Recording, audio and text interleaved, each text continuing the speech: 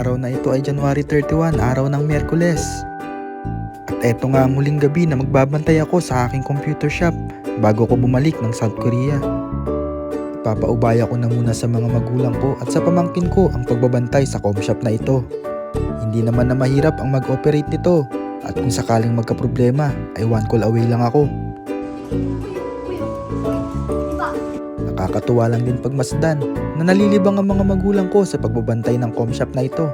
Ang tatay ko ang tagaluto ng pansit canton at ang nanay ko naman ang nasa timer. At yung pamangkin ko naman ay ang taga-ayos pag may mga minor issues. They're having a good team, kaya hindi na rin ako nangangamba na iiwan tong computer shop. Hindi ko rin kukunin ng kikitain nito dahil iiwan ko ang com shop na ito bilang pangsuporta sa mga magulang ko. Hindi rin naman ako naghahangad ng kita sa umpisa. Ang mahalaga sa akin ay na-execute ko ang idea na ito na magtayo ng com shop para maobserbahan at mapag-aralan pa ng gusto ang pag-ooperate nito. Pangarap ko kasi na isang araw ay magkaroon ito ng malaking pangalan sa industriyang ito. Sa gabi na ito ay naglaro pa kami ng basketball ng mga tropa ko.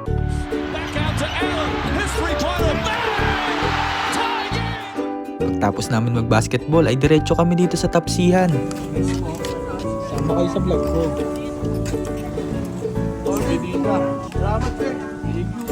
Ingat. Pagtapos namin mag-basketball at pagbalik ko ng com shop ay closing time na. At sinimulan ko na nga maglinis. Sinimulan ko sa pagbabacuum nitong sahig.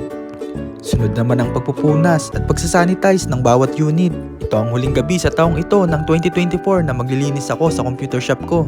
Bukas kasi ng madaling araw ay lilipad na ulit ako pabalik ng South Korea. Mamimiss ko ang com shop na ito at ang tumambay dito. Talaga namang na-enjoy at nasulit ko ang isang buwang pagbabakasyon ko dito.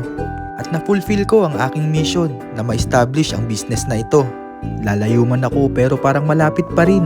Nang dahil sa CCTV at teknolohiya ay magagawa ko pa rin itong bantayan at kontrolin ang mga computers kahit nasa Korea na ako. A few moments later. At nung natapos ako maglinis at bago kami magsara, ay pina-open ko muna ang lahat ng mga unit para sa video at picture taking bago ko iwan ang com shop na ito pansamantala. Para na rin i-appreciate ang com shop na ito na sinimulan ko. Closing time na at kailangan ko na rin magpahinga kahit konti dahil maaga pa ang flight ko kinabukasan. The next day. At dumating na nga ang oras ng aking pag-alis at kami babiyahe na papunta ng airport.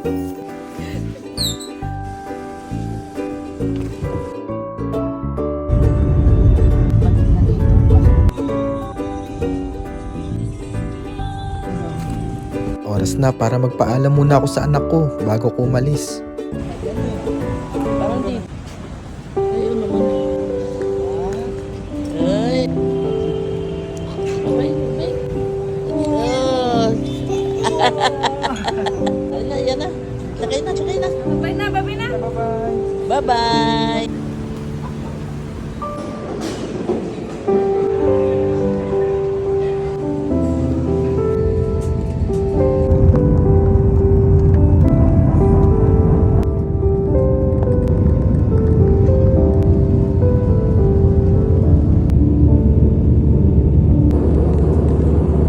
Hello there, it's just for to check out.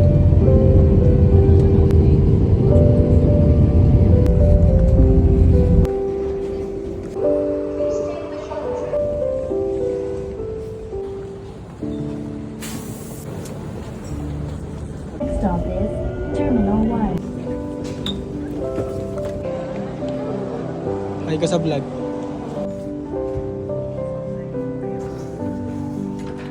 Testing na natin kung malamig ba. Yung sakyan mo. Green yung plate. Ano? Kaya? Ang init.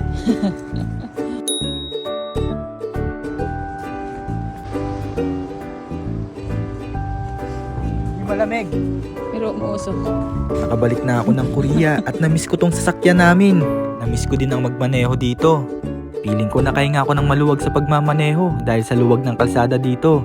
At wala rin masyadong traffic kaya kahit medyo may kalayuan ng bahay namin mula airport ay mabilis lang din kaming nakarating.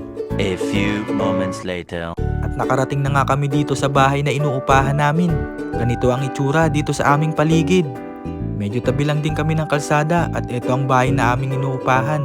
Isang pahaba ito na magkakadikit na bahay kung kung saan nakatira din ang mga kababayan natin na katrabaho namin.